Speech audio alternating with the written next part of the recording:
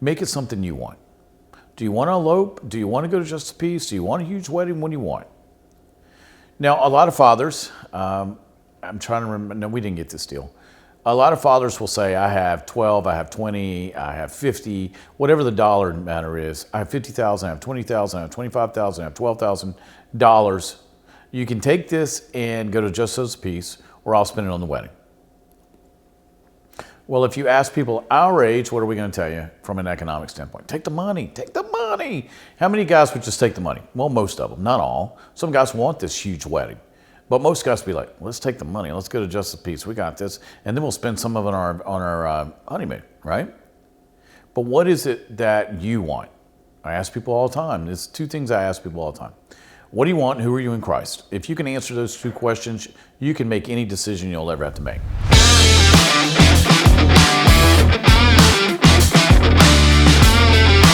Hi, I'm Scott Farrell. Welcome to What's Your Problem? Got a great topic today. Seems like 'tis the season for weddings, right? You probably know somebody that's getting married, son, daughter, aunt, uncle's got somebody, you got a friend's friend who's getting married. But one of the questions I get so often is, how do I get married? What am I supposed to do? Is it a big church wedding? Is it an elopement? Is it a sort of between? Are we going to the Caribbean? Are we going somewhere else? Is it just us two? Are we going to hit the Justice of the Peace? All good questions. I looked it up the other day. I think the average wedding cost, I didn't say your wedding, average wedding cost in the United States right now, $28,000. Now, when you ask somebody our age, late 50s at the time of this taping, would we spend that money again? And the answer is no. What is it that we look for in a wedding? What is that day supposed to be? So many people, it's this magical expression of love. It's something we fantasized about our whole lives. And what is it really? So I'm going to break down the realities of a wedding day and then how to choose which one's probably best for you. All right, so let's go over the realities first. We spend a lot of money on a wedding. All right, it's an emotional decision. Wedding planners know this. Dressmakers know this. One of the biggest shows in the United States is the bridal show. Why? It's an emotional decision. If you can get somebody spending money emotionally, you can make some money on them. Now, what's marriage for? It's man and woman getting married. Okay, that's easy. It's for a lifetime. At least that was the objective. However, what's the current rates of divorce is 57%. That's a mixing of all, not first marriages, but a mix of everything. So is it really? So what's this day all about? Well, it's about the bride. You know, if guys were setting up weddings, you'd probably get beans and weenies, pizza, some sodas, guy food, something orange, yellow, red, wings, Cheetos, chips, Doritos. Okay, that's why we don't get to decide. And we would wear whatever we felt like. But the women are always beautiful, beautiful wedding gown, so many things that go into it depending on what socioeconomic sphere you're from. But the gist is it's all about the bride. And I tell guys all the time, weddings about the bride, babies are about the bride. All right, you become irrelevant.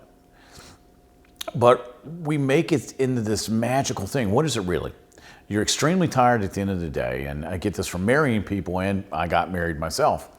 And you don't get to eat. I'm amazed at how few brides and grooms actually eat. I know at our marriage, I don't think my wife and I ate anything. We cut the cake. We had one piece of that cake because, you know, we fed each other.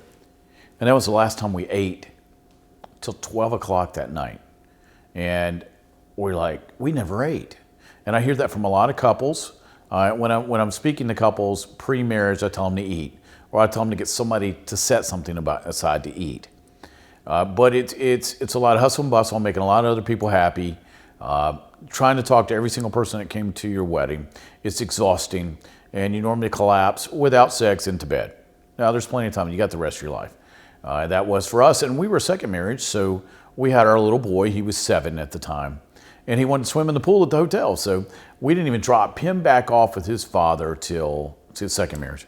With his father till about 11:30 that night. And then we had to get up at 6 a.m. to go on our honeymoon. So I was tired. So the reality and the fantasy and the fairy tale normally don't match. But if we can sell the reality enough, then we can make a lot of money off people.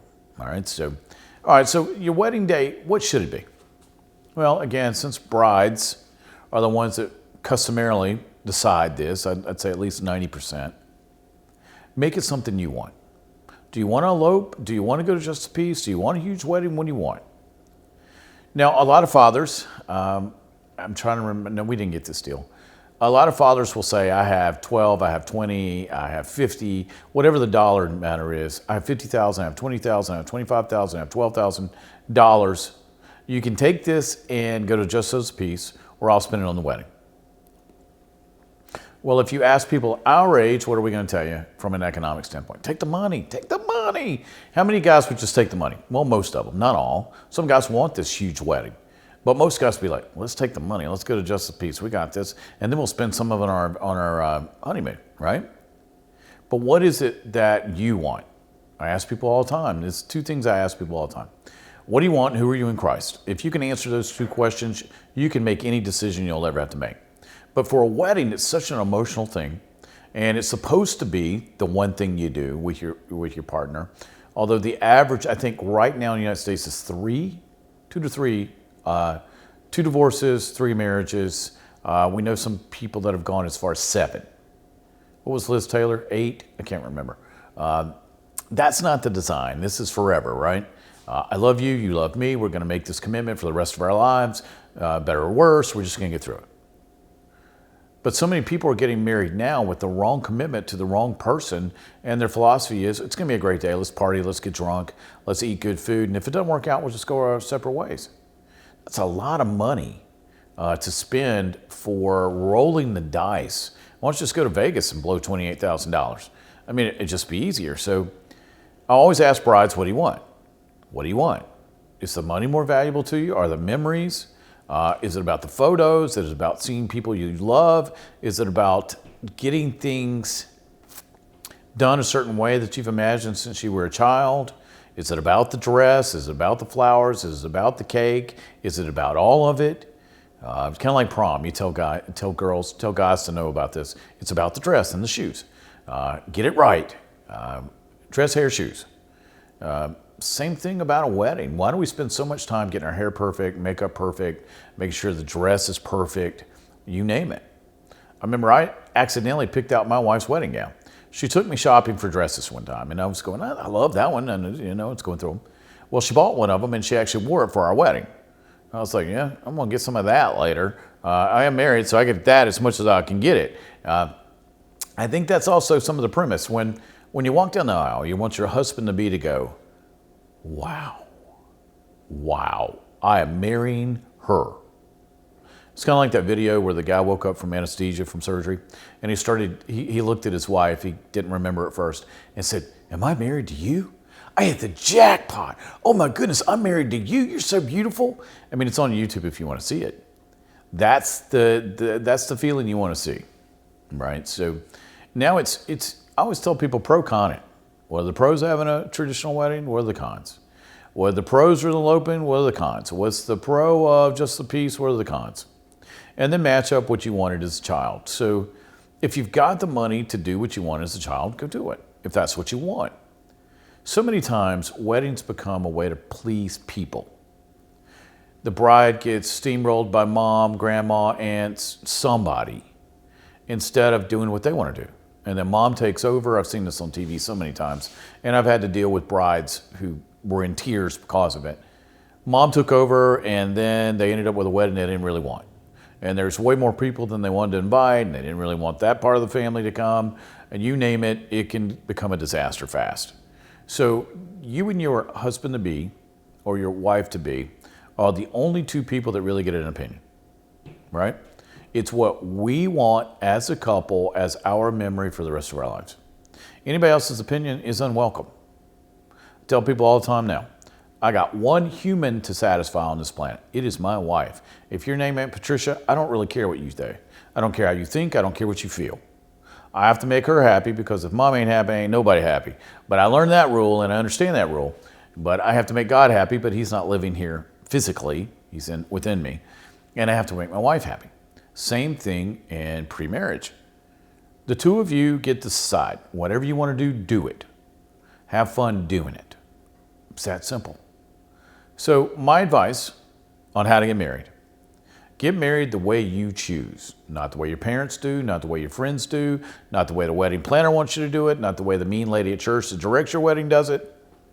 Just the two of you. If you do that, you don't have any regrets.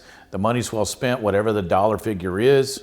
And then if you want to cash daddy's check and go on a great honeymoon, have at it, man. Have fun. It's just up to you. The external voices don't matter after you get married, so why should they matter now? I tell couples all the time, leave and cleave. It's what God said. I'm going to tell you the same thing. You don't go home anymore. Your home is with your spouse. That's where your home is. That's why you have to make it through. That's why you have to eliminate strife. And that's why you have to be one team, one body, one way ready to go, one spirit, one purpose. All right. So I hope this cleared up some hassle for you. I hear so many horror stories, and then they made a whole show of Bridezilla. There's a reason why they're called that. It's not just a made-up TV show that's just one after another of train wrecks of weddings. So if you have any questions, you can always email me. I'll be glad to help out. I am a pastor also. So hit me up at problem@wyppodcast.com. You know, if you have any tips, if you have any suggestions, I have tips and suggestions for you on our website, wyppodcast.com. Also, hit the subscribe button, like button, subscribe button, hit it right there. You can do it. It's that easy, trust me. But if you have a topic that I haven't covered, send it to me. I'd be glad to do this. This is a free service for me, just giving advice for fun, trying to help people out. So that website is wyppodcast.com. Now, if you have somebody getting married soon, send this to them. If they're going through the traditional torture of premarital status, send them to them and let them know that, hey, man, they got a voice somewhere that'll listen to them. All right, I'm Scott Farrell. Thanks so much for dropping by today, and I'll see you next time. Take care.